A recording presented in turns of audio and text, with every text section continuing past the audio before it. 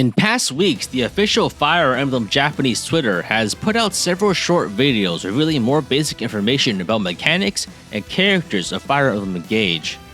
I was extremely optimistic in my first impressions of the original Engage trailer, and I continue to be optimistic as new information drops. The critical animations look great, unique item indicators are back, we've got a secondary weapon triangle, and an interesting new break mechanic that possibly stops counterattacks and is possibly based on weapon triangle advantage. Map design seems to be on point, and the graphics overall look great.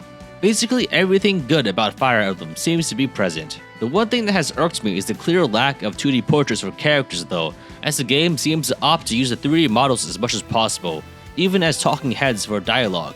But this isn't a deal breaker for me, as in my opinion the models do look pretty decent for the most part. I see a lot of people raising concerns about the crossover characters potentially ruining the game, or this game just being a Heroes game on the Switch, but I find these concerns to be unsupported by any actual evidence, and the people raising these concerns to be uninformed and paranoid. Past crossover games have had their issues, such as the original Fire Emblem Warriors just rehashing old storylines, and Fire Emblem Heroes having a structure wholly unsuitable for actually telling a coherent story, but Fire Emblem Engage so far shows no signs of having these problems.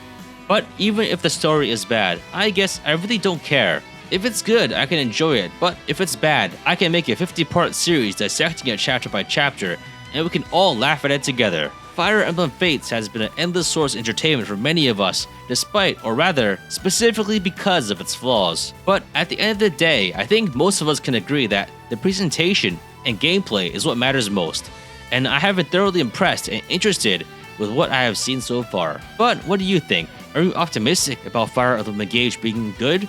Or is there anything in particular that concerns you? Let me know in the comments down below. Remember to like and subscribe, and see you next time.